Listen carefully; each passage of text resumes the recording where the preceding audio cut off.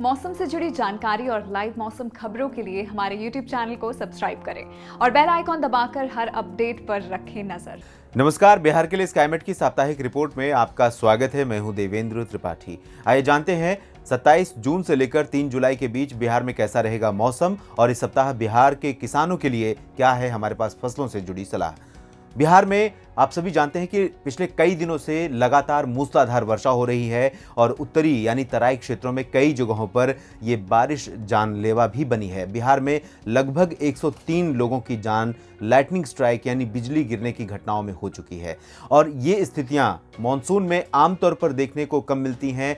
Lightning strike यानी वज्रपात जैसी स्थितियां काल बैसाखी में होती हैं और वो समय होता है अप्रैल मई और जून में मानसून के आने के पहले तक का। लेकिन इस बार मानसून के आगमन के बाद भी ऐसा देखने को मिला और इसकी वजह ये मानी जा रही है क्योंकि बंगाल की खाड़ी से लगातार आर्द्र हवाओं का जो फ्लो आगे बढ़ रहा था, उन हवाओं को आगे बढ़ने का मौका नहीं मिल रहा था। एक सर्कुलेशन बना हुआ था पूर्वी उत्तर प्रदेश के भागों पर और इसकी वजह से बिहार में मूसलाधार वर्षा दर्ज की गई और ऐसे बादल विकसित हुए जिनकी वजह से भयानक वज्रपात की घटनाएं हुई हैं। तो फिलहाल बारिश की जो गतिविधियां हो रही थी जिस तरह से, उसमें थोड़ी सी कमी आएगी।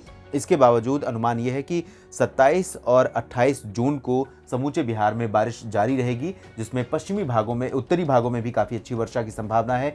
पश्चिमी चंपारण, पूर्वी चंपारण, मोतिहारी, सीतामढ़ी, मधुबनी, सुपौल, दरभंगा, मुजफ्फरपुर, अररिया, किशनगंज, सुपौल, मधेपुरा, पूर्णिया, कटिहार और भागलपुर, सहरसा तक इन सभी क्षेत्रों में काफ़ी ज़्यादा बारिश की संभावना है। समस्तीपुर, बेगूसराय, वैशाली, नालंदा और मुंगेर, जमुई, बांका तथा नवादा, गया इन सभी क्षेत्रों में अपेक्षाकृत बारिश कम होगी। पटना और रोहतास, आरा, भोजपुर इन सभी क्षेत्रों में भी बारिश जारी रहेगी, लेकिन हल्की से मध्यम बारिश इन भागों में होगी, कहीं कहीं पर भारी वर्षा हो सकती है। 29 जून से बारिश में काफ़ी कमी आ जाएगी। इसके बावजूद 29 जून को भी राज्य में कई जगहों पर बारिश देखने को मिल सकती है। 30 जून के बाद 1 जुलाई तक बारिश में काफ़ी कमी आएगी। उसके बाद फिर से एक नया झोंका बारिश का आएगा, मानसून फिर से सक्रिय होगा राज्य में और 2 और 3 जुलाई को समूचे बिहार में फिर से बारिश देखने को मिलेगी। तो कुछ इस तरह से बारिश की संभावना इस सप्ताह है और बारिश की जब ज़्यादा संभावना नजर आए उस दौरान अगर खेतों में या बाहरी क्षेत्रों में कहीं काम कर रहे हैं तो आपको सावधान अभी भी रहने की आवश्यकता है।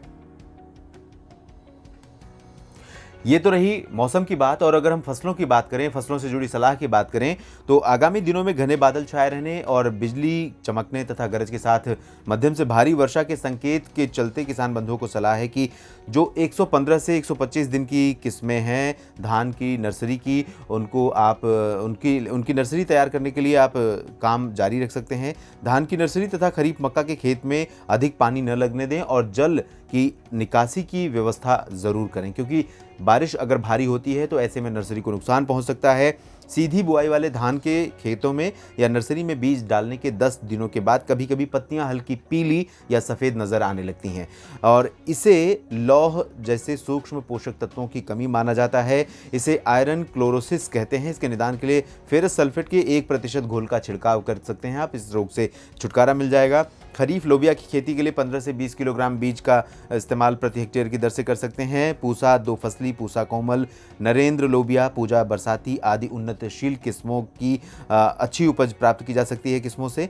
बुआई के पहले ट्राइकोडर्मा जैव फफूंदनाशी की 5 ग्राम मात्रा प्रति किलोग्राम बीज की दर से बीज को उपचारित कर लेना बेहतर होता है ताकि फसलों में रोग और कीट का प्रकोप कम हो। पौधों के अच्छे से विकास एवं गुणवत्तापूर्ण उपज के लिए 15 से 20 टन गोबर की खाद को आप अंतिम जुताई के साथ खेत में डाल सकते हैं। साथ ही 40 किलोग्राम नाइट्रोजन, 60 किलोग्राम फास्फोरस और 60 किलोग्राम पोटास उर्वरक का भी इस्तेमाल प्रति हेक्टेयर की दर से कर सकते हैं। मक्का के साथ लोबिया की अंतर्वर्तीय खेती किसान अच्छी उपज प्राप्त कर सकते हैं।